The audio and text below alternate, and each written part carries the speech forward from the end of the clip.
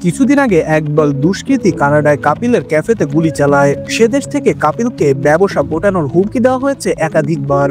এবার ফের বিপদের মুখে তিনি। মুম্বাইয়েও শান্তি নেই তার। মুম্বাই নবনির্মাণ সেনার রোশানলের মুখে তারকা।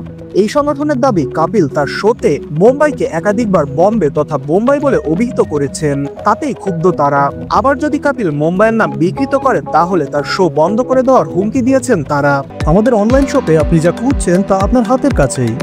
এক ক্লিকেই পেয়ে যাবেন আপনার পছন্দের জিনিসটি। স্বল্প মূল্যে সেরা পণ্যটি পেতে এখনই ভিজিট করুন bengalhart.shop-এ।